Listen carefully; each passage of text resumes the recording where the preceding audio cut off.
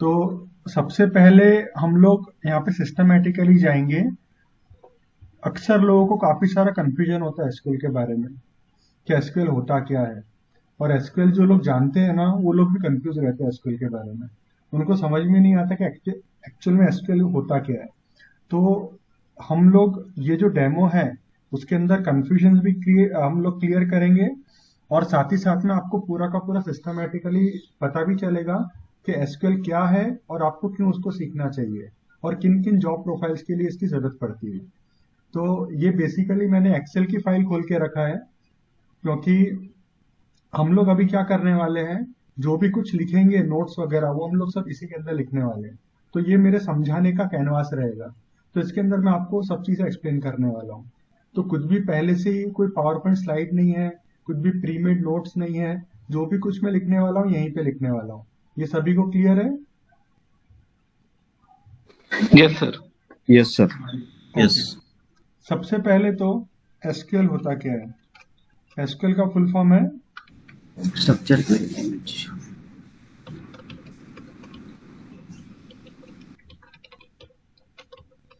बिल्कुल सही है, स्ट्रक्चर्ड क्वेरी लैंग्वेज। अब इसको स्ट्रक्चर्ड क्यों बोलते हैं? इसको स्ट्रक्चर्ड हम लोग इसलिए बोलते हैं क्योंकि ये जो लैंग्वेज है ये काफी स्ट्रक्चर्ड है। यानी ऐसा नहीं है जैसे आप कोई भी वर्ड कहीं पे भी डाल दोगे और काम खत्म होगा। इसको जिस ऑर्डर में आपको लिखना है, आपको उसी ऑर्डर में लिखना पड़ेगा। अगर आप वर्ड्स की हेरा फेरी कर दोगे, किसी को पहले किसी को बाद में लिख दोगे, तो ये काम नहीं करने वाला। जैसे कि एक सिंपल सा एक एसक्यूएल की क्वेरी है, सिलेक्ट स्टार फ्रॉम, कोई भी आपकी जो टेबल का नाम है उसमें से। तो इसका मतलब क्या होता है कि आपको सारे के सारे कॉलम्स सिलेक्ट करने हैं। ये जो टेबल जो लिखा है ना, ये टेबल का नाम है एक्चुअल में, है ना। तो टेबल का नाम कुछ भी हो सकता है। तो ये एक सिंपल सी क्वेरी है। अब नॉर्मली आपको लिखना है तो आपको इसी तरह से लिखना पड़ेगा। आप इसको ऐसा नहीं लिख सकते कि टेबल 1 बी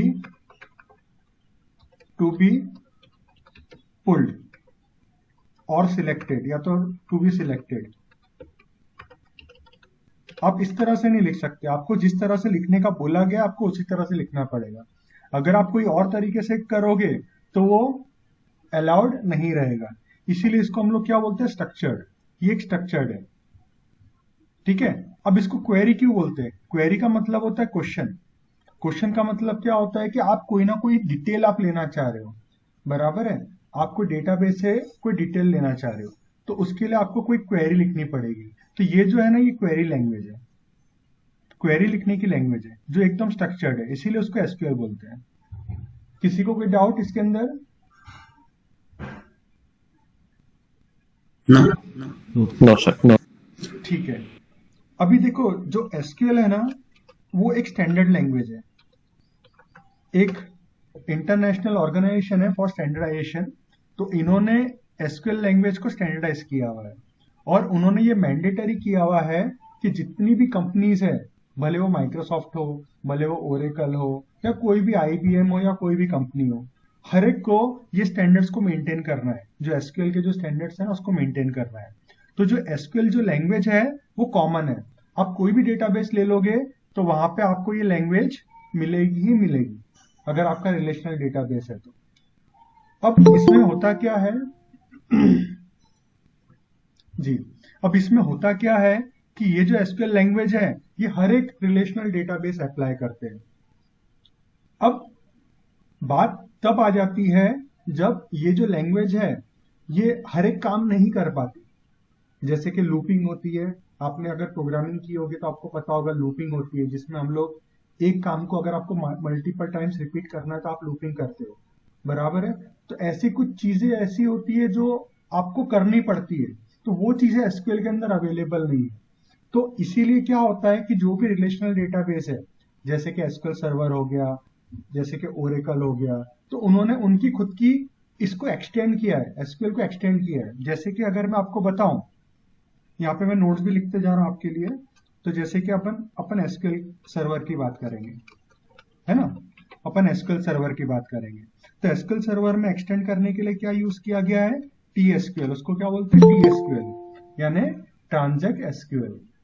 अब ये जो लैंग्वेज है, इस लैंग्वेज से होता क्या है, आप एसक्यूएल को एक्सटेंड करवा लेते हो और आप ऐसे सब काम करवा लेते हो जो नॉर्मली एसक्यूएल की मदद से होता नहीं है। इसका मतलब क्या है कि ये जो एसक्यूएल है, this is a subset of SQL server, टीएसक्यूएल।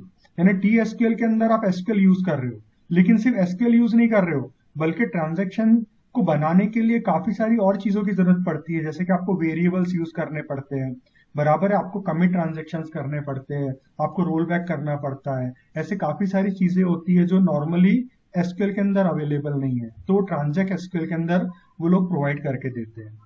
ठीक है, अब अपन ओरेकल की बात कर लेते हैं। तो ओरेकल भी डेटाबेस है ना, लेकिन उसके अंदर जो एक्सटेंड लैंग्वेज जो यूज की गई है उसका नाम है पीएल एसक्यूएल। आप देखते होंगे अक्सर जब जॉब्स के लिए आप सर्च कर रहे होते हैं, जब आप इस तरह के जॉब देखते हैं एनालिस्ट वगैरह के, तो उनके अंदर आपको एसक्यूएल पूछते हैं, कभी टी एसक्यूएल पूछते हैं, कभी पीएल एसक्यूएल पूछते कि नहीं पूछते आप लोगों से? Yes yes. हाँ, तो कभी भी आप कंफ्यूज मत होइएगा। एसक्यूएल बोले तो ये प्योर लैंग्वेज है जो आईएसओ स्टैंडर्ड से ये स्टैंडर्डाइज हुई है, बराबर है। और ये जो एसक्यूएल सर्वर है, ये जो ओरेकल है, ये क्या है, ये इसके अंदर जो टी एसक्यूएल है, पीएल एसक्यूएल, ये क्या है, उसका एक्सटेंशन है। क्या है? इस एसक्यूएल का एक्सटेंशन है, ताकि लोग इसमें ट्रांजेक्शन्स कर सके, इसमें काफी सारी एक्टिविटीज कर सके। अभी मैं आपको इसका एग्जांपल भी बताऊंगा कि ये चीज होती क्या है। सबसे पहले तो हम लोग ये देखते हैं कि एसक्यूएल नॉर्मली आप क्या क्या कर सकते हैं एसक्यूएल यूज करके। ठीक है, तो हम लोग थोड़ा सा और नीचे आ जाते हैं यहाँ पे, और इसको क्या करते हैं, ये थोड़ा सा है ना, हम इसको यहाँ पे सरका देते हैं ताकि आपके लिए समझने में आसानी हो जाए। ठीक है, तो ये एसक्यूएल हो गया, और ये एसक्यूएल सर्वर ओरेकल अपने डेटाबेसेस हो गए, रिलेशनल डेटाबेसेस हो गए, और यहाँ पे ये जो लैंग्वेज है ये एसक्यूएल को एक्सटेंड करवाती है। ठीक है, अच्छा, अब आप एसक्यूएल से क्या क्या कर सकते हो? तो एसक्यूएल से आप डीडीएल कर सकते हो। ठीक है, अब डीडीएल आप बोलोगे यार ये तो डीडीएल के जैसा दिख रहा है, चलो कोई बात नहीं, इसको थोड़ा सा हम लोग समझ लेते हैं क्या होता है। तो डीडीएल का मतलब क्या है? Data definition language. डेफिनेशन की स्पेलिंग शायद मैं गलत लिख रहा हूँ, सही है कि गलत है? राइट है। राइट है ना, ओके ओके। तो डीडीएल का फुल फॉर्म क्या है? Data definition language. यानी ये जो एसक्यूएल है ये एक डेटा को डेफिनेशन करने वाली लैंग्वेज भी है। यानी इसका मतलब क्या है कि आप इससे टेबल को क्रिएट कर सकते हो। जैसे कोई टेबल्स होती है ना, जैसे एक्सेल में शीट्स होती है ना, और शीट्स के अंदर आप डेटा डालते हो टेबल फॉर्मेट में, तो वैसे ही डेटाबेसेस के अंदर भी टेबल्स रहती है।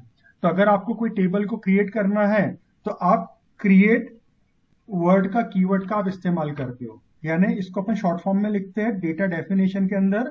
आप डेटा को डिफाइन कैसे करोगे? आपको क्रिएट करना पड़ेगा ना सबसे पहले टेबल, तो टेबल क्रिएट करने के लिए हम लोग क्रिएट यूज करते हैं, राइट। तो ये जो क्रिएट है it is a part of data definition language. तो जैसे हम लोग क्रिएट करते हैं, हम लोग फिर ड्रॉप करते हैं। ड्रॉप यानी टेबल को आपको डिलीट कर देना है ना, टोटली निकाल देना आपको मेमोरी में से, तो आप ड्रॉप करते हो, आप रीनेम करते हो। तो ये सब जो चीजें होती है, ट्रंकेट करते हो, तो ये सारी चीजें डेटा डेफिनेशन लैंग्वेज के अंदर आती है, बराबर है। अब ये जो चीज है ना, ये भी चीज हम लोग देखने वाले हैं हमारे कोर्स के अंदर। सबसे ज्यादा हम लोग जो देखेंगे वो ये रहेगा, डीएमएल। उसका फुल फॉर्म क्या होता है? डेटा मैनिपुलेशन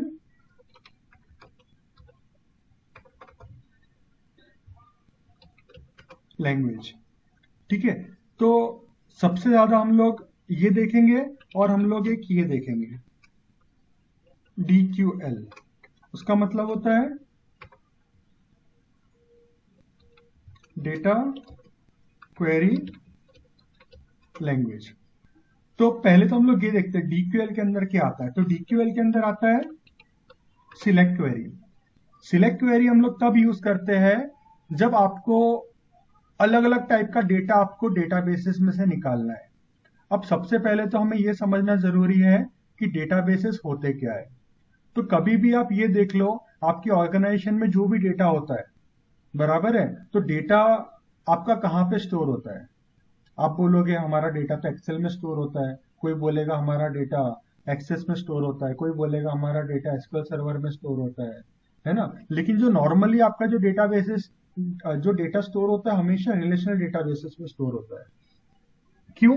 क्योंकि रिलेशनल डेटाबेस के अंदर ये कैपेबिलिटी होती है कि उसमें आप ह्यूज अमाउंट ऑफ डेटा आप स्टोर कर सकते हो, और यही जो डेटा होता है आपके एप्लीकेशंस यानी आपके फ्रंट एंड सिस्टम्स के साथ में कनेक्टेड होता है। जैसे आप फ्रंट एंड में जो भी सिस्टम्स वगैरह यूज करते हो ना, आप जो भी डेटा एंट्री वगैरह करते हो, जो भी आप एक्सेस करते हो, तो वो सारी की सारी चीजों के बैकएंड में क्या रहता है? यही रिलेशनल डेटाबेसेस रहते हैं। आप वेबसाइट पे भी जाते हो तो वेबसाइट पे आप जो भी डीलिंग करते हो, अमेजोन पे जाते हो, आप फ्लिपकार्ट पे जाते हो, आप कोई भी वेबसाइट पे जाते हो, तो उनके बैकग्राउंड में क्या क्या होता है? डेटाबेसेस होते हैं, है ना। यही डेटाबेसेस में आपका डेटा स्टोर होता है।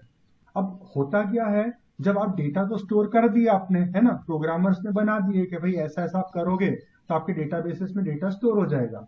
लेकिन अब आपको ये भी तो पता चलना चाहिए ना, डेटा को रीड कैसे करना, डेटा को अंडरस्टैंड कैसे करना। अभी हमारे बिजनेस यूसेज भी बहुत सारे अलग अलग तरीके के होते हैं। कभी कोई रिक्वायरमेंट होती है, कभी दूसरी रिक्वायरमेंट होती है, कभी अपने को मंथ बेसिस पे डेटा निकालना रहता है, कभी अपने को एम्प्लॉय बेसिस पे डेटा निकालना रहता है, कभी हमें कस्टमर बेसिस पे डेटा निकालना रहता है, कभी हमें ग्रुपिंग करनी रहती है चीजों के हिसाब से।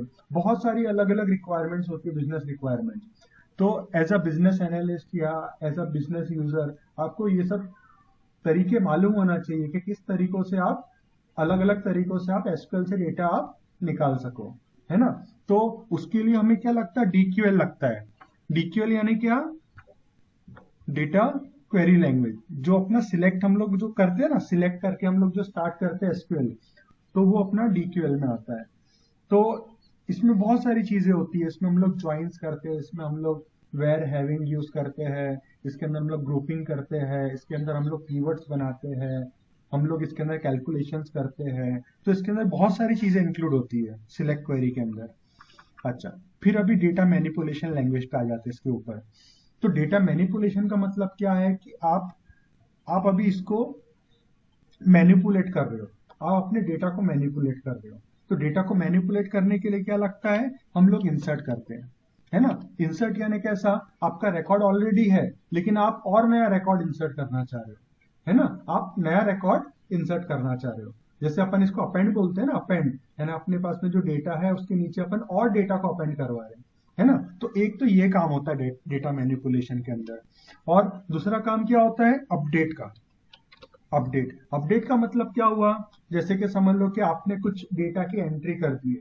अब आगे चल के आपको लग रहा है कि नहीं यार, हमने तो जो डेटा की एंट्री किए थे इसमें थोड़ा मॉडिफिकेशन आ गया है ना। तो मॉडिफिकेशन करने के लिए आप इंसर्ट तो कर नहीं सकते। इंसर्ट क्यों नहीं कर सकते? क्योंकि इंसर्ट करेंगे तो वो तो नया रिकॉर्ड ऐड कर देगा। आपको तो क्या करना है? पुराने रिकॉर्ड को मॉडिफाई करना है। तो उसके लिए हम लोग अपडेट करते हैं, है ना। तो अपडेट भी मैनिपुलेशन के अंदर आता है। मैनिपुलेशन के अंदर क्यों आता है?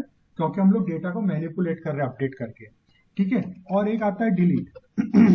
डिलीट। अभी डिलीट क्यों करते हैं हम लोग? समझ लो हमने कोई रिकॉर्ड किया, कोई ट्रांजेक्शन किया, अब हमें लग रहा है कि नहीं, अभी अपने को ये जो ट्रांजेक्शन है ये हमें डिलीट कर देना है ना। ये जो रिकॉर्ड है ये हमें डिलीट कर देना है। तो उस केस में हम लोग क्या करते हैं? डिलीट की क्वेरी हम लोग करते हैं। तो ये सारी की सारी जो चीजें मैं लिख रहा हूं ना, तो ये सबके प्रैक्टिकल एग्जाम्पल से समझना इनको जरूरी है।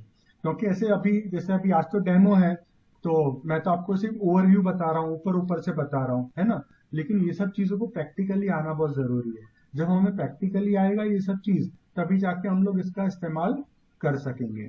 तो देखो, ये होता है डेटा मैनिपुलेशन। इसके अलावा भी कुछ चीजें होती है, जैसे TCL होता है, DCL होता है। तो काफी सारी चीजें हम लोग इसमें कवर नहीं करेंगे। अब मैं आपको ये बता दूंगा हम लोग कोर्स में क्या कवर करने वाले, क्या नहीं करने वाले। और उससे पहले मैं आपसे जानना चाहूंगा, ये इतनी 3 चीजें आपको समझ में आ गई सभी को? DDL, Yes. Yes. Yes, yes, yes. Yes, sir. Great great. और ये भी सबको समझ में आ गया एसक्यूएल यानी अपना जो ISO स्टैंडर्ड है, वो जो हर एक रिलेशनल डेटाबेस जो भी कोई बनाता है तो उसको फॉलो करना जरूरी है। और जैसे अभी ये एक सिंगल कंपनी है एसक्यूएल सर्वर, ये किसकी ओन्ड है? माइक्रोसॉफ्ट की ओन्ड है। तो उन्होंने एसक्यूएल का एक्सटेंड करने के लिए कौन सी लैंग्वेज बनाई? टीएसक्यूएल बनाई, ट्रांजैक्ट एसक्यूएल बनाई। और ओरेकल ने कौन सी लैंग्वेज बनाई? पीएल एसक्यूएल बनाई। तो इसका फायदा क्या था? इसके अंदर वो लोग लूपिंग आपको प्रोवाइड करते हैं, इसके अंदर आप वेरिएबल्स वगैरह आप यूज कर सकते हो, इसके अंदर आप मल्टीपल एसक्यूएल की क्वेरीज आप एक साथ में करके आप वो कर सकते हो, आप उससे स्टोर प्रोसीजर्स वगैरह बना सकते हो, है ना। आप उसमें व्यूज बना सकते हो, आप काफी सारी और चीजें भी आप बना सकते हो ये सब चीजें यूज करके। तो ये इसीलिए इस तरह का फायदा होता है। अभी हमारा मेन टारगेट क्या होगा? अपना जो कोर्स है ना, अपना कोर्स एसक्यूएल को फोकस करता है। किसको फोकस करता है? एसक्यूएल को। हम लोग ज्यादा टी एसक्यूएल, पीएल एसक्यूएल इन सबको फोकस नहीं करते, लेकिन ये जो एसक्यूएल को हम लोग जो फोकस कर रहे हैं ये हम लोग मास्टरी लेवल तक के लेके जाएंगे, यानी सिंपल लेवल तक के नहीं बल्कि मास्टरी लेवल तक के। यानी आपको ये पता होगा कि इसका बेस्ट से बेस्ट आप यूज कैसे कर सकते हो। अभी हम लोग पहले तो है ना एक काम करते हैं, रोल्स पे आ जाते हैं यहाँ पे। तो इधर हम लोग शीट का नाम लिखते हैं रोल्स, एक ए आ गया, ठीक है, इसको चलो डिलीट कर देते हैं हम लोग, ठीक है। तो हम लोग 3 तरह के रोल्स देख सकते हैं जिनको एसक्यूएल की जरूरत पड़ती है। हम यहाँ पे लिखते हैं हु नीड्स एसक्यूएल। तो there are 3 type of people they require SQL. एक तो क्या है? डेटाबेस एडमिन्स, यानी जो डेटाबेस को संभालते हैं। अब डेटाबेस एडमिन का काम क्या रहता है कि जैसे आपकी कंपनी के अंदर आपके पास में डेटाबेस है, ये तो आपको पता है ना। लेकिन डेटाबेस में ना बहुत सारी चीजें करनी पड़ती है। डेटाबेस ऐसा नहीं होता कि अपने आप चलता रहेगा, आपने बना दिए तो। उसके अंदर आपको कई बार डेटाबेस एडमिनिस्ट्रेटर को कई बार ऑप्टिमाइज करना पड़ता है, चीजें स्लो हो जाती है, उसको देखना पड़ता है कहाँ पे क्या प्रॉब्लम आ रही है, कहाँ पे कैसे इंप्रूवमेंट करना है। फिर उसको रेगुलर बेसिस पे उसका बैकअप लेना पड़ता है, उसको ये देखना पड़ता है कि आपका जो डेटाबेस है वो अप एंड रनिंग रहे, हमेशा चलता हुआ रहे, ऐसा नहीं हो जाए कि बीच में क्रैश हो गया तो बंद हो गया, है ना। उसको यूजर्स को लॉगिन देना पड़ता है, उनको अलग अलग राइट्स असाइन करना पड़ता है। जब कोई कंपनी छोड़ जाता है तो उसको एक्सेस बंद करना रहता है। ऐसे काफी सारे काम होते हैं जो डेटाबेस एडमिन करता है। तो हमारा जो कोर्स है वो डेटाबेस एडमिन की तरफ फोकस नहीं रहेगा। तो अगर आप में से कोई अगर सोच रहा होगा कि भाई डेटाबेस एडमिन का भी हमारे इसमें कवर होने वाला है, तो वो नहीं रहेगा। हाँ, लेकिन डेटाबेस एडमिन को भी एसक्यूएल काफी लगता है, बराबर है। एसक्यूएल का यानी जो अपन ने देखा ना, देखो अपन ने यहाँ पे क्या देखा था, एक बार अपन यहाँ पे जाके देख लेते हैं। तो ये जो तीनों चीजें है ना, ये डेटाबेस एडमिन को ज्यादा नहीं लगता, लेकिन फिर भी उसको ये जानना जरूरी है, क्योंकि वो एडमिन है ना, उसको पता होना चाहिए कि भाई क्या क्या चीजें होती है। तो उसकी भी जानकारी में ये सब चीजें होनी चाहिए। लेकिन हमारा जो फोकस रहेगा वो इनकी तरफ रहेगा। तो हमारा जो रोल रहेगा इसकी तरफ राउंड अपन ऐसा कह सकते हैं 10 to 20% अपन कवर करेंगे इसका। जो डेटाबेस एडमिन का जो पार्ट है ना, वो से 10 to 20%, वो भी क्या जो हमने यहाँ पे बता के रखा है। तो ये क्लियर हो गया?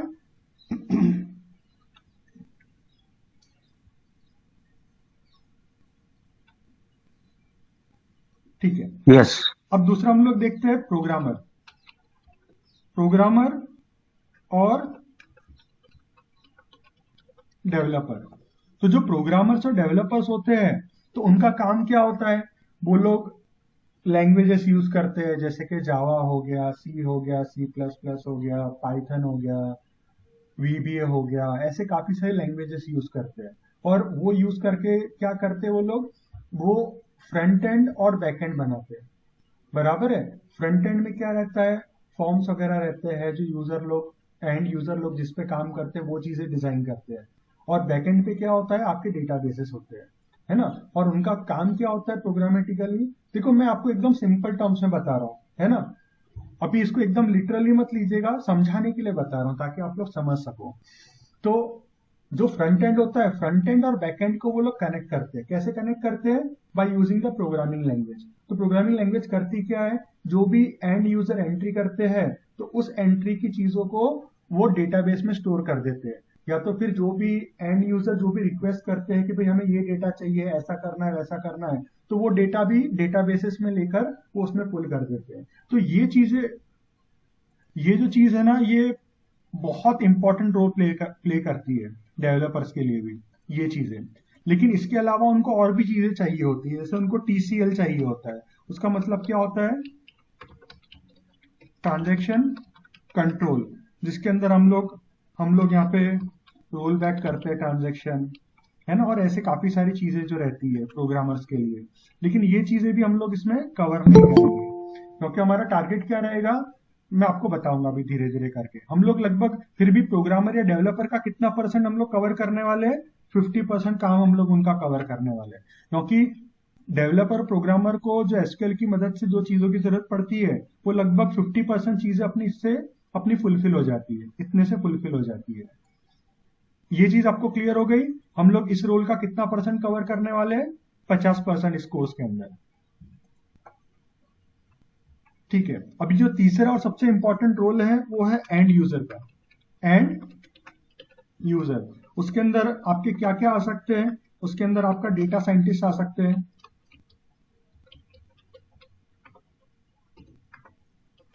एनालिस्ट आ सकते हैं,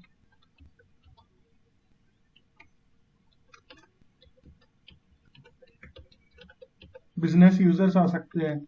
तो अभी इनका काम क्या रहता है, इनका काम ये नहीं रहता कि ये टेबल बनाए, इनका काम ये नहीं रहता कि टेबल के अंदर उसका स्कीमा बनाए। स्कीमा का मतलब क्या होता है, उसके अंदर कॉलम्स होने वाले हैं और क्या क्या उनका डेटा टाइप होने वाला है, उसमें क्या डाल सकते हैं क्या नहीं डाल सकते, वो इनका बिजनेस का वो उनका लुकआउट नहीं रहता। इनका लुकआउट क्या रहता है, ये बस ये चाहते हैं, ये लोग जो है एंड यूजर्स सिर्फ ये चाहते हैं कि जो डेटा ऑलरेडी जो बना बनाया है, जो ऑलरेडी स्टोर हो रहा है, हम लोग हमारे रिपोर्टिंग पर्पस के लिए हम लोग उसको निकाल सके, बराबर है, या तो एनालिसिस पर्पस के लिए हम लोग वो डेटा को निकाल सके, तो उसके लिए भी उनको एसक्यूएल लगता है। तो सबसे ज्यादा जो आप यानी जो एंड यूजर जो यूज करते हैं वो डीक्यूएल यूज करते हैं, डेटा क्वेरी लैंग्वेज, है ना। तो इसके ऊपर हमारा मैक्सिमम फोकस होगा, सबसे ज्यादा जो एग्जांपल्स होंगे हमारे इसके रिलेशन में होंगे, और इसका हम लोग कितना परसेंट कवर करने वाले हैं, लगभग 100%, लगभग हम लोग 100% कवर करने वाले। तो ये चीज मैं आपको इसलिए बता रहा हूं फ्रेंड्स, ताकि आपको ऑब्जेक्टिव आपका पूरा का पूरा क्लियर हो, आपको ये बिल्कुल पता हो कि हम लोग किस डायरेक्शन में जा रहे हैं, है ना। क्योंकि हम लोग हर एक डायरेक्शन में तो जा नहीं सकते, हमें डायरेक्शन चूज करनी पड़ेगी, तो हम लोग इस डायरेक्शन में जाने वाले हैं, है ना। तो जो डेटा साइंटिस्ट है, एनालिस्ट है, बिजनेस यूजर्स है, एंड यूजर्स है, जो नॉर्मली आपको जो रिक्वायरमेंट आती है ना, तो वो इसी तरह की आती है, तो उसमें उसकी चीज हम लोग 100% कवर करने वाले हैं। अभी यहाँ पे कोई डाउट, कोई क्वेश्चन किसी को?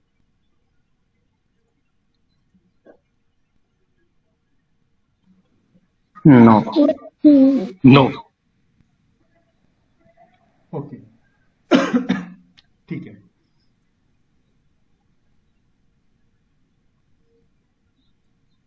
ठीक है, तो यहाँ पे हमने रोल्स देख लिया, अब हम लोग एक तीसरी चीज देखते हैं। कोई कुछ कह रहा है क्या? ओके,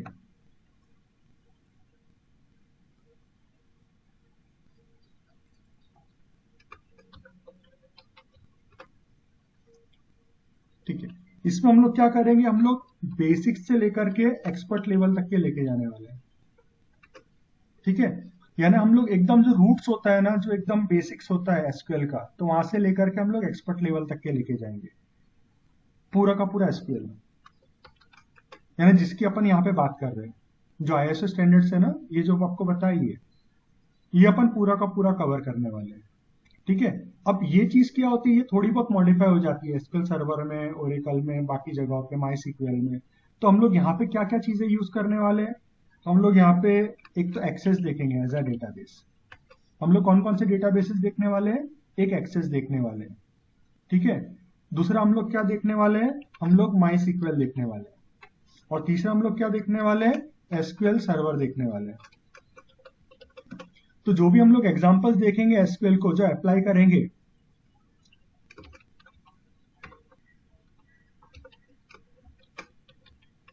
तो हम लोग कहां कहां पे अप्लाई करने वाले हैं, apply SQL on Access, MySQL and SQL server.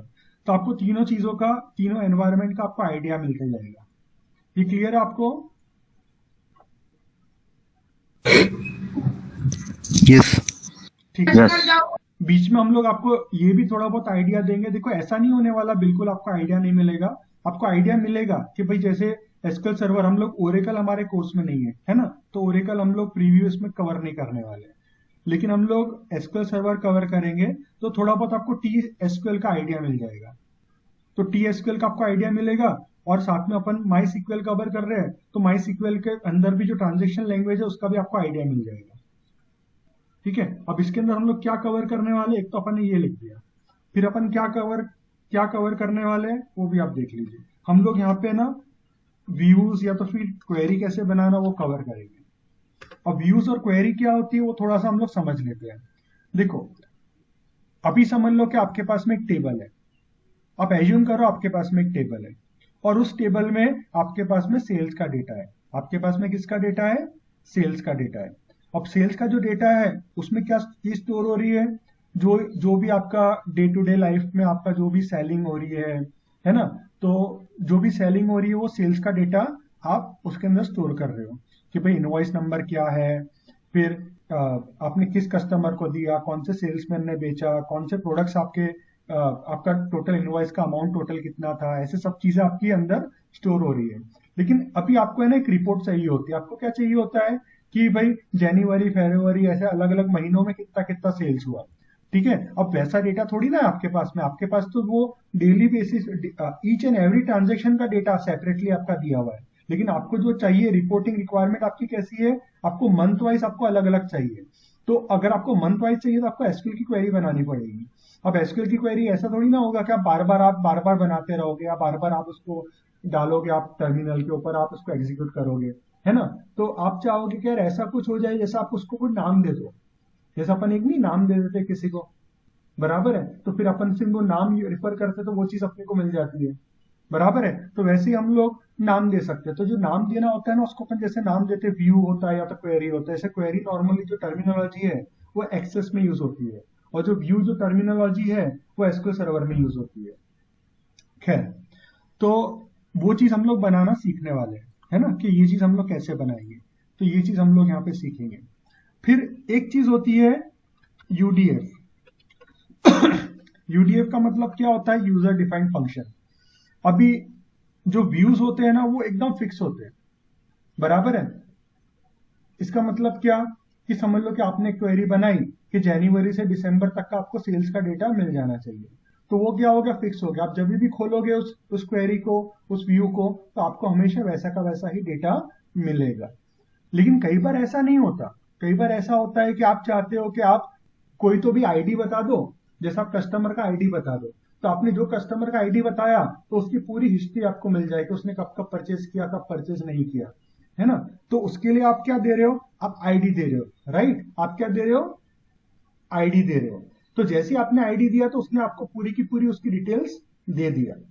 तो इसका मतलब ये हुआ कि आपकी कोई फिक्स क्वेरी नहीं है, आपकी डायनामिक क्वेरी है। यानी आप जब आईडी दोगे तो उस आईडी की डिटेल्स आपको दे देगा। तो उस केस में हम लोग यूडीएफ बनाते हैं, यानी यूजर डिफाइंड फंक्शन, बराबर है। ये तो एक यूज केस है, ऐसे बहुत सारे यूज केसेस होते हैं। आप ऐसा मत समझ जाना कि इसी चीज का यूज केस है वो। तो खैर ये बताने की बात थी। तो वो भी चीज हम लोग देखेंगे कि यूडीएफ हम लोग किस तरह से बना सकते हैं। हालांकि UDF is more into this TSQL और उसके अंदर है, ये ज्यादा एसक्यूएल के अंदर नहीं है, लेकिन थोड़ा बहुत एप्लीकेशन हम लोग इसका भी देख लेंगे, क्योंकि थोड़ा बहुत आइडिया आपको आना जरूरी है उस चीज का।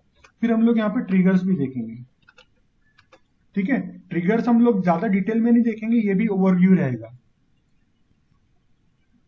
ठीक है। तो ये चीजें कुल मिला के हम लोग कवर करवाने वाले हैं इसके अंदर।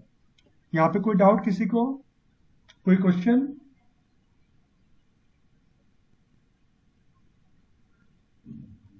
No sir. हाँ, ठीक है, अभी ट्रिगर्स क्या होता है, ट्रिगर्स भी समझ लीजिए। आपने व्यू समझ लिया, व्यू क्या होता है, जैसे जनवरी टू दिसंबर पूरा का पूरा डेटा दिखा है तो वो व्यू हो गया। यूडीएफ अपन ने क्या समझा यूडीएफ से, कि अगर आपको कोई पैरामीटर पास करना है, आप चाहते हो कि आप जो चीज दो इनपुट में उसी इनपुट के बेसिस पे आपको आंसर मिलना चाहिए, तो उसके लिए आपने यूडीएफ बना लिया। अब ट्रिगर्स क्या होता है, ट्रिगर्स का मतलब होता है ऑटोमेटिक कुछ काम होना चाहिए। जैसे कि अगर आपने कोई टेबल में कोई रिकॉर्ड ऐड किया तो उसी टाइम पे जैसे ही ऐड कर रहे हो तो उसी टाइम पे कुछ दूसरा काम भी हो जाना चाहिए, है ना। तो जब कोई एक एक्टिविटी जब कोई दूसरी एक्टिविटी को ट्रिगर करती है तो उसको अपन बोलते हैं ट्रिगर्स। तो इस तरह से ट्रिगर्स भी हम लोग बनाना देखेंगे। ये भी हम लोग ज्यादा डिटेल में नहीं देखेंगे, लेकिन कम से कम एक आपको आइडिया मिल जाएगा कि किस तरह से ये सब चीजें काम होती है। तो ये जो दो चीजें हैं ये हम लोग आइडिया लेने के लिए देखेंगे, बराबर है। अब आप बोलेंगे आइडिया लेने को क्यों, क्योंकि ये डेवलपर रिलेटेड है। जो हमने यहाँ पे देखे थे ना रोल्स, तो ये किन के लिए ज्यादा फायदेमंद है, डेवलपर्स के लिए।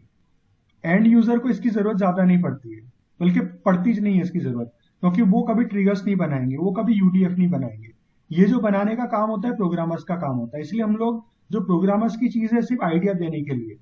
हाँ, व्यू जहां तक के बनाने की बात है तो एंड यूजर व्यू बना सकता है, क्वेरीज बना सकता है। तो ये चीजें हम लोग डिटेल में कवर करेंगे, क्योंकि ये इससे रिलेटेड, एंड यूजर से रिलेटेड है।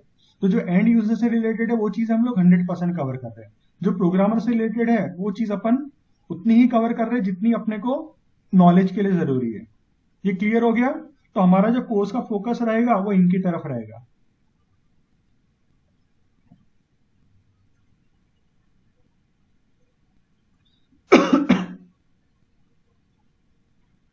ओके, अभी हम लोग ये कोर्स का ड्यूरेशन देख लेते हैं। तो ये जो कोर्स का ड्यूरेशन है वो लगभग 3 मंथ्स है। कितना है? 3 मंथ्स। इसकी जो फीस है वो कितनी है? 8,000। इसको कैसे पे करना है? 4,000 इंटू 2, 2 मंथ है ना, 2 मंथली इंस्टॉलमेंट्स में। तो पहली फीस कब दी होगी? जो लोग अभी डिसाइड कर रहे हैं कि भाई हमें ये कोर्स करना है, तो अपनी जो नेक्स्ट क्लास होगी, यानी संडे से अपनी क्लास स्टार्ट हो जाएगी। नेक्स्ट संडे नहीं, अपन एक काम करेंगे, इसको जो हम लोग स्टार्ट करेंगे वो हम लोग 13 तारीख से स्टार्ट करेंगे। अब आप बोलोगे 6 तारीख से क्यों नहीं? नॉर्मली 6 तारीख से करना चाहिए, लेकिन थोड़ा सा मुझे 6 तारीख को कुछ काम है, तो इसीलिए हम लोग अपनी जो बैच है कब से स्टार्ट करेंगे? 13 तारीख से। तो हम लोग यहाँ पे लिख देते हैं स्टार्ट डेट 13 फेब से स्टार्ट करेंगे, है ना। और अपना बैच का टाइमिंग क्या रहेगा? टाइमिंग रहेगा सुबह में 9 to 12। आपको कुछ भी चीज पूछना होगा तो आप पूछ लीजिएगा इसके अंदर। अच्छा, इसमें ना एक और चीज रह गई है फीस के अंदर। इसमें वन टाइम फीस पेमेंट में ना डिस्काउंट भी रहता है 10% का।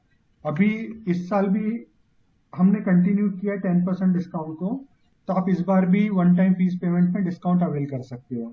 तो अगर आप डिस्काउंट अवेल करना चाह रहे हो तो आप 7,200 रुपीज पे कर सकते हो, है ना। तो उससे फिर आपका जो फीस है यानी वो डिस्काउंट के बाद में 7,200 हो जाएगा। तो ये वन टाइम लिख देते अपन यहाँ पे, और ये इंस्टॉलमेंट लिख देते हैं।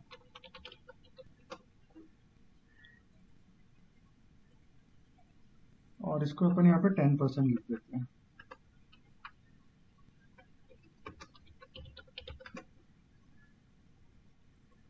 ठीक है, अभी ये कोर्स आपको किसके लिए एलिजिबल बनाएगा? तो जो लोग भी आगे चल के डेटा साइंस का कोर्स करना चाह रहे हैं, है ना, तो वो लोगों को ये वाला कोर्स आना जरूरी है। तो उसके लिए आपके लिए बहुत यूजफुल रहेगा। दूसरी बात, जितने भी लोग पावर बीआई कर रहे हैं, जितने भी लोग टैब्ल्यू कर रहे हैं, तो उनके लिए भी ये चीज जरूरी है। क्योंकि अगर आप जॉब्स देखोगे, अगर आप जॉब ओपनिंग्स वगैरह देखोगे, तो आप ये देखोगे कि इन सब तरह के जॉब्स में एसक्यूएल मांगते हैं। क्यों? उसका रीजन भी आपको बताते हैं। थोड़ा मैं आपको इससे डाइवर्ट करके यहाँ पे रीजन बता देता हूं। जैसे समझ लो कि आप पावर बीआई यूज कर रहे हो, ठीक है, आप पावर बीआई यूज कर रहे हो और आपका जो डेटा है वो कितना है? 10 मिलियन रो का डेटा है आपके पास में, ठीक है। आपका सर्वर कहां पे है? आपका सर्वर यूके के अंदर आपका सर्वर है। कहां पे है आपका सर्वर? यूके के अंदर। अब आप क्या कर रहे हो? पावर बीआई के अंदर पूरा 10 मिलियन रोज का डेटा आप पावर बीआई के अंदर लेके आ रहे हो। आप पूरा का पूरा डेटा यहां पे लेके आ रहे हो, ठीक है। फिर आप पावर बीआई के अंदर उसको रिफाइन कर रहे हो। एक्चुअल में आपको काम कितने रोज की जरूरत है? कितने रोज के डेटा की जरूरत है? ओनली 1K, सिर्फ 1000 रोज की डेटा की जरूरत है। लेकिन आपने कितना डेटा पुल किया?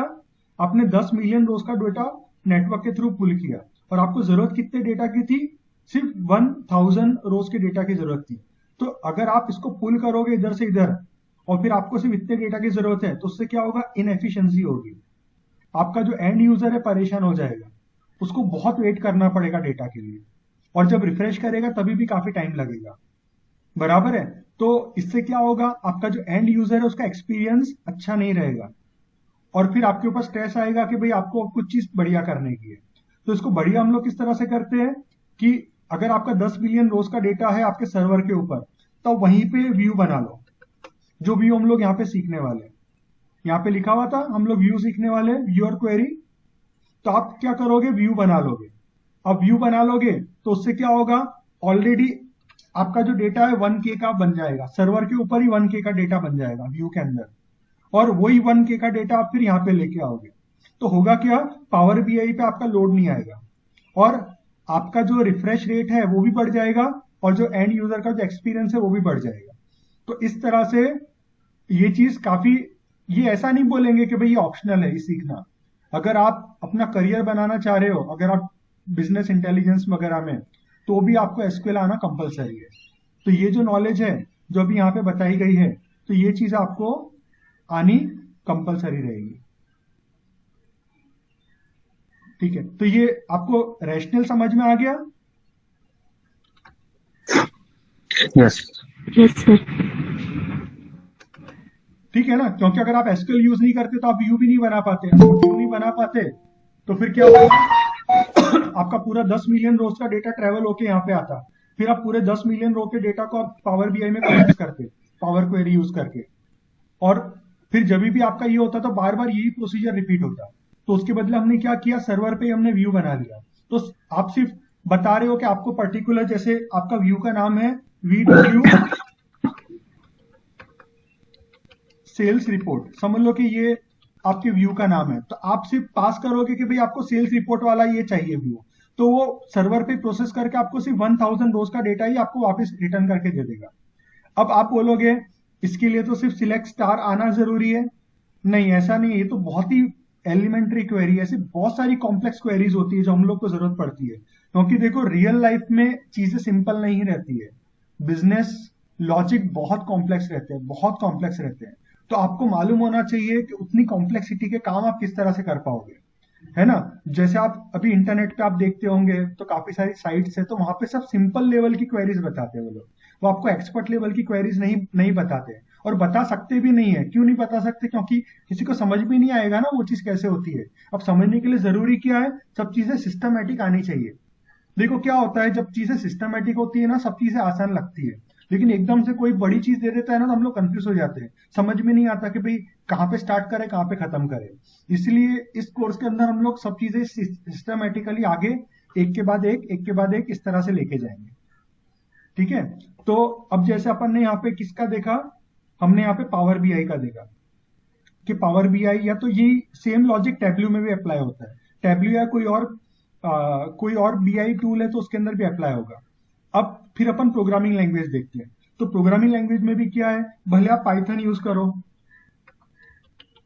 भले आप वीबीए यूज करो, भले आप जावा यूज करो, बराबर है, या दुनिया भर की कोई भी लैंग्वेज यूज करो, आपको हर एक लैंग्वेज जो भी आप यूज करोगे उसके साथ में एसक्यूएल लगना ही लगना है, कंपलसरी। ये कंपलसरी लगना ही लगना है।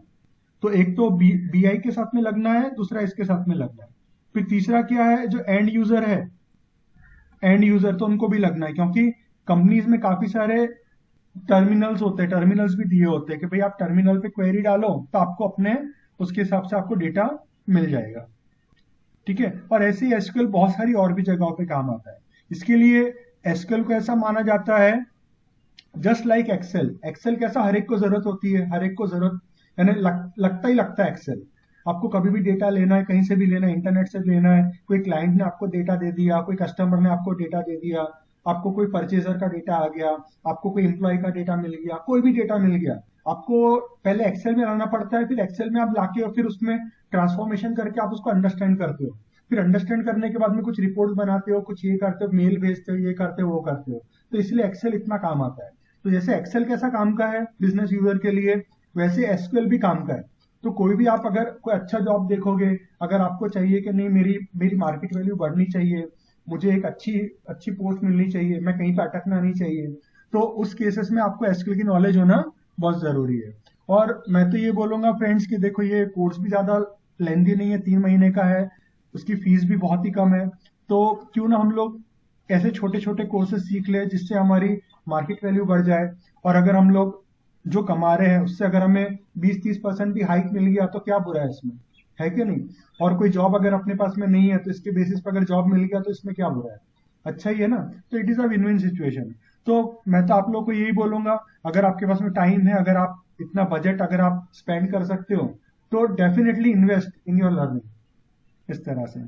तो खैर अब अभी इतनी चीजें हो गई, आप लोग को अगर कुछ क्वेश्चन पूछना है, अगर मैंने कुछ मिस कर दिया बताना तो आप बता दीजिए, मैं वो चीजें कवर कर दूंगा।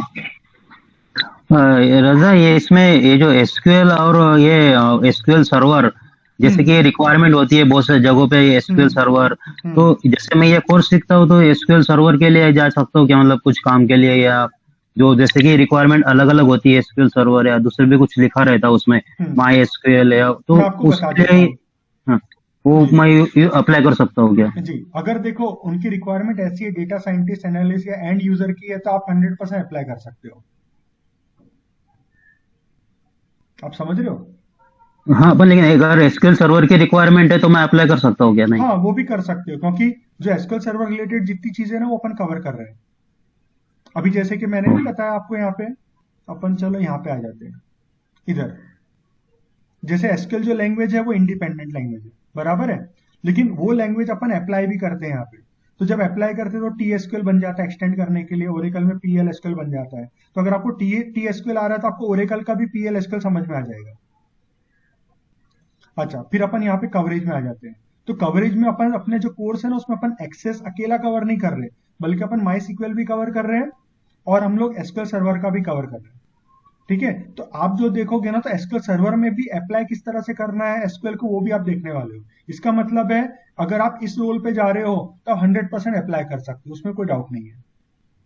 लेकिन अगर आप प्रोग्रामर के रोल पे जा रहे हो तो आप 100% आप अप्लाई नहीं कर पाओगे, क्योंकि इस कोर्स में फिर उसकी पूरी रिक्वायरमेंट कवर नहीं होती। प्रोग्रामर्स को और भी क्या चीजों की जरूरत पड़ती है, उनको स्टोर प्रोसीजर्स बनाने हो रहते हैं, उनको उनको एडवांस लेवल के ट्रिगर्स बनाने रहते हैं, उनको उनको बाकी और भी चीजें करनी रहती है जो हम लोग इसके अंदर इतने डेप्थ में कवर नहीं कर रहे। आप समझ रहे हैं। Okay okay. जैसे जैसे प्रोग्रामर जो होते हैं वो लोग वहां पे कर्सर्स का इस्तेमाल करते हैं, बराबर है, वो उसमें लूपिंग करते हैं, उसमें वेरिएबल्स करते हैं, तो ये पूरा प्रोग्रामिंग हो जाता है। जब प्रोग्रामिंग मिल जाता है ना एसक्यूएल के साथ में तो वो टी एसक्यूएल या तो पीएल एसक्यूएल बन जाता है, बराबर है। तो वो चीज हम लोग कवर कर नहीं रहे, वो it would be out of preview, this would be out of preview. तो अगर आप एज अ प्रोग्रामर रोल पे देखो तो वो उसमें सारी चीजें कवर नहीं हो रही है। हमारा देखो एक और कोर्स है Access SQL SQL server with VBA, तो उसके अंदर हम लोग ये चीजें काफी डिटेल में कवर करते हैं। तो उसके अंदर लगभग इसमें 80 से 90% चीजें कवर हो जाती है। तो वो कोर्स अगर आप इस कोर्स के साथ में मिला देते हो तो आपको काफी काफी आप अच्छे लेवल पे हो जाते हो। तो आप इस लेवल के ऊपर भी आप 80 to 90% आप तैयार हो जाते हो। ठीक है, और डेटाबेस एडमिन की जहां तक की बात है तो ये तो हम लोग कवर नहीं करते, हमारे इंस्टीट्यूट में ये कोर्स होता ही नहीं है। लेकिन हाँ, डेटाबेस एडमिन को भी जहां तक जितनी एसक्यूएल की जरूरत पड़ती है तो एसक्यूएल की चीजें हम लोग इसके अंदर कवर कर लेते हैं। देवेंद्र, आपका मैं उम्मीद कर रहा हूँ क्वेश्चन आपका मैं आपका सॉल्व कर पाऊंगा। Yes yes yes yes. जी जी जी। और कोई भी क्वेश्चन आप लोग पूछना चाहोगे? क्या हम सर कुछ एसएसआईएस का ओवरव्यू लेने वाले हैं इस एक कोर्स में? प्लीज मुजम्मिल से बात। मुझे ये पूछना था कि हम एसएसआईएस और एसएसआईएस का ओवरव्यू लेंगे क्या इस कोर्स में? नहीं, एसएसआईएस का ओवरव्यू लेंगे। वैसे अब कोर्स में तो नहीं है, लेकिन मैं देखता हूँ अगर पॉसिबल हुआ तो अपन कवर करेंगे, but it is not it doesn't come into this preview. उसका एसक्यूएल से कोई ताल्लुक नहीं है, वो टोटली अलग ही चीज है। ठीक है, क्योंकि वो जॉब रिक्वायरमेंट्स में जनरली अभी वो काफी यूज हो रहा है इसलिए। देखो जो एसएसएएस है ना, it is a business intelligence, right. और काफी सारी चीजें पावर बीआई के अंदर आ चुकी है। ओके। तो अभी धीरे धीरे कंपनी क्या कर रही है, माइग्रेट पावर भी की तरफ। लेकिन वो भी है, लेकिन वो अभी फिलहाल अपने पास में नहीं है। SSIS और SSIS है ना, वो अभी कवर नहीं करते। ओके, ठीक है। I hope Muzammil it is clear. Yes yes. जी, क्योंकि देखो स्कोप एकदम अपने को मालूम होना चाहिए कि आप सीखोगे क्या नहीं सीखोगे। ऐसा नहीं होना चाहिए कि हम लोग ये गलत इंप्रेशन में आए कि भाई हमें SSIS मिलेगा, हमें SSIS मिलने वाला है, और फिर क्लास में तो SSIS का कोई नाम ही नहीं आ रहा है ना। तो ये बहुत अच्छा कि आपने पूछ लिया Muzammil, thank you so much. और कोई क्वेश्चन पूछना चाहेगा आप में से?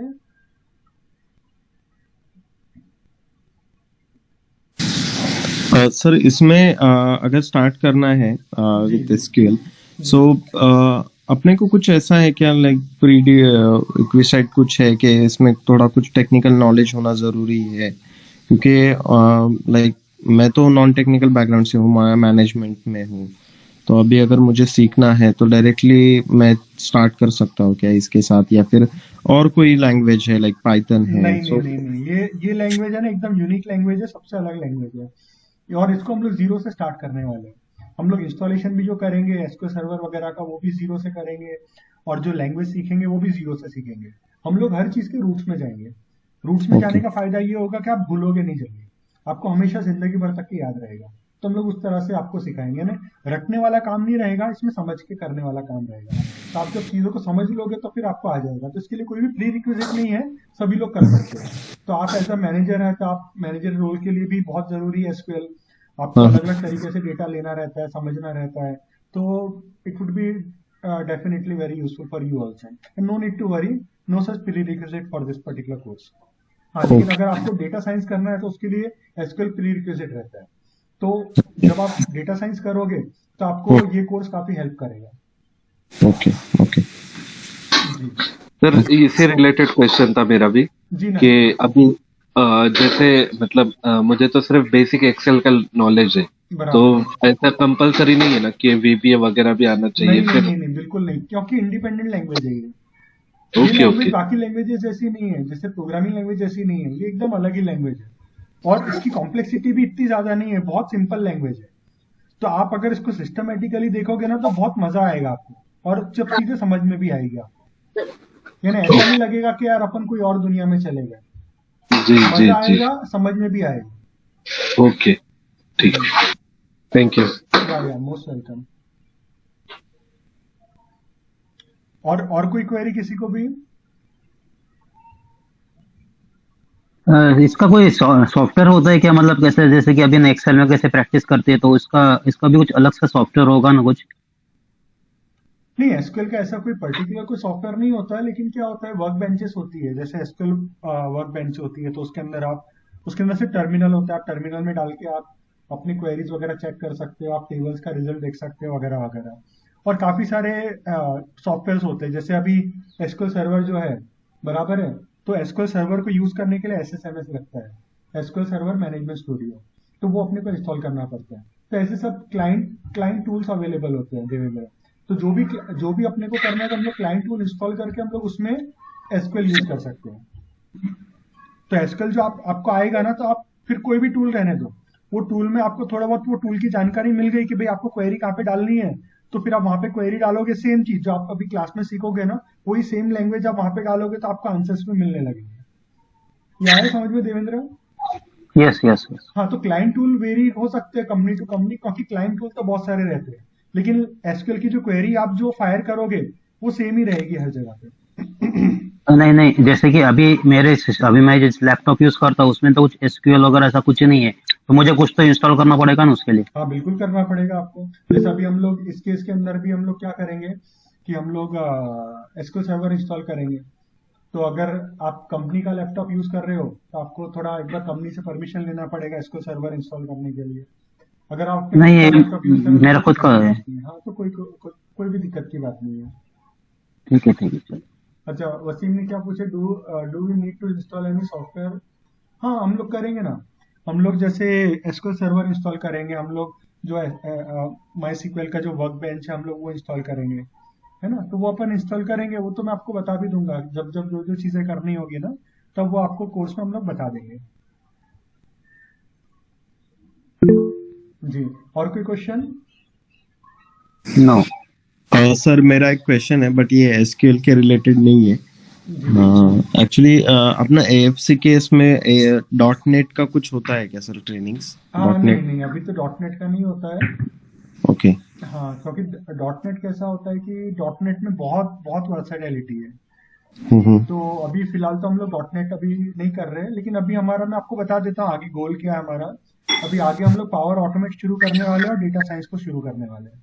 तो अभी ये दोनों अभी हमारे नियर ऑब्जेक्टिव्स हैं। और ओके सर। उसके बाद में हम लोग कुछ बिग डेटा वगैरह भी हम लोग लेकर आएंगे कुछ टाइम के बाद में। तो अभी ये हमारा प्लानिंग में चल रहा है, तो अभी डॉट नेट लाने का भी हमारा प्लानिंग नहीं है। Okay sir, thank you. जी जी। और कोई क्वेश्चन किसी को भी? Akshay, Anirudh, Devendra, Komal, Mehboob, no no no sir. No. चलिए, अच्छी बात है।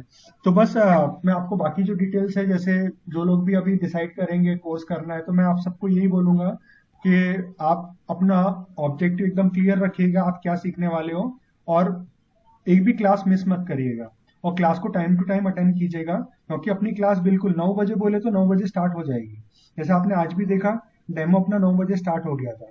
फिर लोग आते गए बात बात में भी, लेकिन अपनी क्लास, अपना जो डेमो था वो प्रॉपर टाइम पे स्टार्ट हो गया। तो इसीलिए टाइम को बराबर पकड़ के रखिएगा आप लोग। और ऐसा मत कीजिएगा कि भाई अपना 9 बजे की क्लास है तो 9:15 को ज्वाइन हो रहे हो। ठीक है? तो कोशिश पूरी कीजिएगा, मेहनत पूरी कीजिएगा, और डेफिनेटली फिर आपको रिजल्ट जरूर मिल जाएंगे। तो चलो फिर, अच्छी बात है फिर। ऑल द बेस्ट एक चीज एवरीवन। पूछना था। हाँ जी, यस, पूछिए। मैं पूछ रहा सर, आप मतलब ये कैसे कंफर्म होगा कि वो ये एसक्यूएल से मैं अपने डेटाबेस से निकाल पाऊंगा? क्योंकि अब हर एक का, जैसे आपने बताया कि डेटाबेस अलग होता है हर कंपनी का, तो डेटाबेस अलग होता है और क्लाइंट टूल भी अलग होता है। जी, तो अब मेरे को कैसे पता चलेगा वो? मतलब मेरे को अपने आईटी टीम से ही पूछना पड़ेगा? देखो क्या होता है, आपकी जो आईटी टीम होती है ना, वो आपको बताती है कि आपकी कंपनी में कौन सा टूल यूज होता है, एंड टूल। जी। बराबर है, तो आप वो टूल यूज कर लो, उनसे बस पूछ लो कि भाई यहाँ पे क्वेरी कहाँ पे लिखते हैं। बराबर है, अब वो बोलेंगे भाई ये आपका टर्मिनल है, यहाँ पे आपको क्वेरी लिखनी है। वैसे तो आपको पूछना भी नहीं पड़ेगा, आपको आइडिया आ ही जाएगा। अभी इतना ओके। सब आप काम करोगे तो आपको क्यों आइडिया नहीं आ जाएगा? फिर वहां पे जी। एसक्यूएल की आप क्वेरी डालना, जैसे जो आपको क्वेरीज यहाँ पे सिखाएंगे वो क्वेरीज आप डाल के देखना। स्टार्ट करना with select star from particular table, आपको टेबल्स भी दिख जाएगी वहां पे। तो इस तरह से ओके। आपका स्टार्ट होगा। फिर आपकी जो नॉलेज है, वही नॉलेज आप धीरे धीरे अप्लाई करते रहना वहां पे। जैसे आपको ज्वाइन करना है, आपको उसमें ग्रुपिंग करनी है, आपको उसमें अलग अलग तरीके से आपको डेटा डेटा आपको क्लब करना है, तो फिर आपको धीरे धीरे करके पता चल जाएगा। चलेगा सर, समझ में आया। है ना? तो मेन Thank चीज क्या, एसक्यूएल आना जरूरी है। एसक्यूएल आ गया तो फिर बाकी चीजें फिर वो मैटर नहीं करती। जैसे अभी आपको ड्राइविंग आ गई, बराबर है, तो आप बजाज की स्कूटर भी चला सकते हैं, हीरो की भी चला सकते हो, आप कोई और कंपनी की भी चला सकते हो, है ना? तो वो स्कूटर कोई भी रहने दो, आपको ड्राइविंग आ गई ना, तो आप चला लोगे फिर उसको। ओके सर, ये बिल्कुल उसी तरह से। जी, थैंक यू सर। या मोस्ट वेलकम। यस। और कोई क्वेश्चन किसी को भी? चलिए ठीक है, अभी मैं क्या करूंगा, आप लोगों को मैं बैंक डिटेल्स वगैरह दे दूंगा, पेमेंट डिटेल्स। तो जो लोग भी इंटरेस्टेड रहेंगे वो लोग, फिर उनके पास टाइम रहेगा अगली क्लास से पहले पहले पेमेंट करने के लिए। तो वो आपकी मर्जी रहेगी, जैसे पार्ट पेमेंट करना है तो 4000 रुपीज आप पे कर सकते हो, और अगर फुल पेमेंट करना है तो 7200 रुपीज आप पे कर सकते हो। तो बस इतनी चीजें थी। मैंने अपनी सारी चीजें कवर कर ली, और उम्मीद करता हूँ आपके भी सारे क्वेश्चन सब रिजॉल्व हो चुके हैं।